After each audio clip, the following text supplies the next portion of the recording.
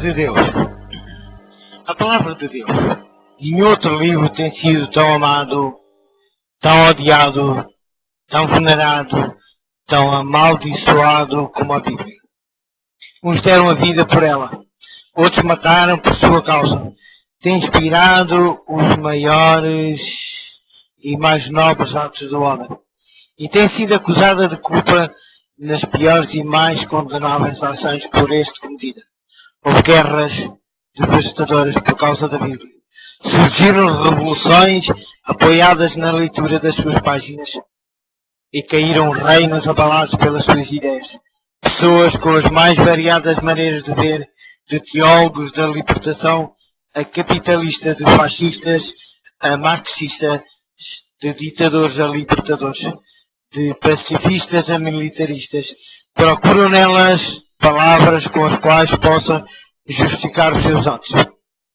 A singularidade da Bíblia não se deve à sua incomparável influência política, cultural e social, mas à sua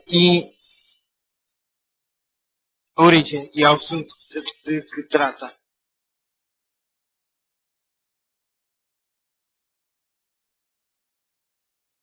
Ela é a revelação divina do único Deus homem, o Filho de Deus, Jesus Cristo, o Salvador do mundo. A revelação divina. Enquanto ao longo da história alguns têm posto em dúvida a existência de Deus, muitos têm confiantemente certificado que Ele existe e que se revelou. De que maneira se revelou Deus? E qual é o papel da Bíblia nessa revelação? A revelação geral. A percepção do caráter de Deus resultante da observância da história, do comportamento humano, da consciência e da natureza, designa-se frequentemente por revelação geral, em virtude de ser acessível a todos e de apelar à razão. Para milhões de pessoas, os céus manifestam a glória de Deus e o firmamento anuncia a obra das suas mãos.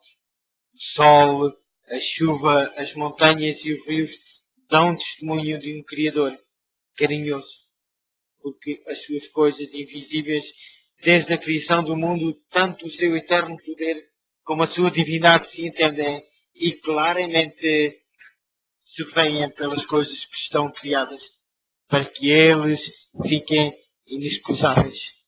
Para outros, a evidência de que existe um Deus efetuoso está nas boas amizades e no amor entre os membros de uma família, entre marido e mulher, entre pais e filhos. Como alguém a quem consola sua mãe, assim eu vos consolarei. Encontramos em Isaías capítulo 66, versículo 6, 13. Como um pai se compadece dos seus filhos, assim o Senhor se compadece daqueles que o temem. Contudo, o mesmo sol que testemunha um Criador carinhoso pode transformar a terra num ressequido deserto, trazendo a fome e a morte. A mesma chuva pode transformar-se numa inundação que submerge famílias inteiras. A mesma majestosa montanha pode fender-se, desagregar-se e ser esmiuçada. As amizades humanas envolvem muitas vezes ciúmes, inveja, ira e até o ódio que leva ao crime. O mundo que nos rodeia apresenta uma mistura de sinais que levantam muitas dúvidas e interrogações. Revelam um conflito entre o bem e o mal, mas não explica a origem desse conflito. Quem está envolvido nele? Porquê? Ou quem acabará por vencer? A revelação especial. O pecado limita a revelação que Deus faz de si mesmo, por intermédio da criação, obscurecendo-a e reduzindo a nossa capacidade de interpretar o testemunho divino do seu amor. Deus deu-nos uma revelação especial de si mesmo para nos ajudar a obter respostas a estas interrogações, tanto através do Antigo Testamento como do Novo Testamento. Deus revelou-se a nós de um modo específico, respondendo a todas as perguntas sobre o seu caráter de amor. Inicialmente essa revelação veio por intermédio dos profetas. Por fim, a sua revelação máxima fez-se na pessoa de Jesus Cristo. A Bíblia contém afirmações que declaram a verdade acerca de Deus, mas também o revelam como pessoa. Ambos os aspectos da revelação são necessários. Precisamos de conhecer Deus através de Jesus Cristo. Igualmente, a verdade que existe em Jesus. Ora, por meio das Escrituras, Deus ultrapassa as nossas limitações mentais, morais e espirituais, dando-nos a conhecer o seu intenso desejo de nos salvar. O tema central das Escrituras. A Bíblia revela Deus e mostra o que é a humanidade. Mostra a situação difícil em que nos encontramos e revela a sua solução. Apresenta-nos como perdidos, afastados de Deus, e revela Deus, Jesus como aquele que nos procura e nos leva de novo para Deus. Jesus Cristo é o tema central das Escrituras. O Antigo Testamento apresenta o Filho de Deus como o Messias, o Redentor do mundo. O Novo Testamento revela-o como Jesus Cristo, o Salvador. Cada página das Sagradas Escrituras, seja por meio de símbolos ou descrições reais, revela algum aspecto da sua obra e do seu caráter. A morte de Cristo na cruz é a máxima revelação do caráter de Deus. A cruz atinge este máximo de revelação, porque consegue reunir dois extremos: a imensa maldade do homem e a inusuriável amor de Deus. Como seria possível ter uma ideia mais completa da fragilidade humana? De que outro modo se podia manifestar tão abertamente o pecado? A cruz revela um Deus que consentiu na morte do seu único filho. Que enorme sacrifício, que maior demonstração de amor poderia ter feito. O assunto central da Bíblia é efetivamente Jesus Cristo. Ele ocupa o centro da cena do drama cósmico. O seu triunfo no Calvário culminará em breve com a eliminação do mal. Os seres humanos reiniciam a Deus. O tema do amor de Deus, particularmente como se vê na morte sacrificial de Cristo no Calvário.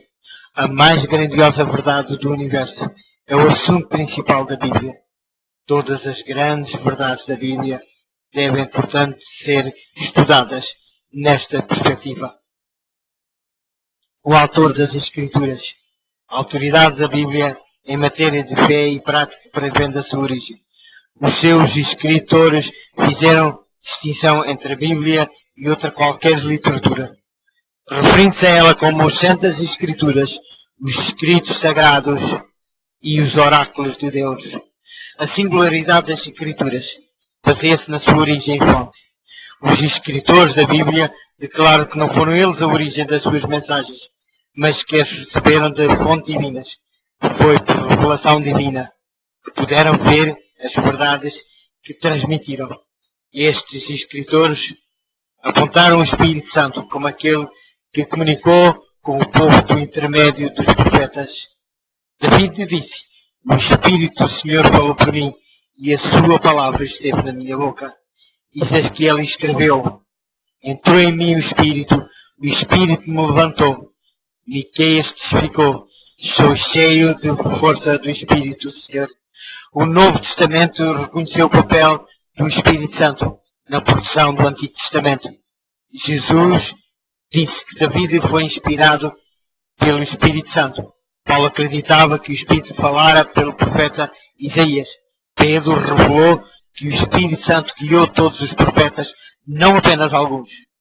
Por vezes o escritor apagava-se completamente para que o verdadeiro autor, o Espírito Santo, aparecesse no primeiro plano, diz o Espírito Santo, dando-nos a entender que o Espírito Santo, os escritores do Novo Testamento reconheceram o Espírito Santo como fonte inclusive das mensagens.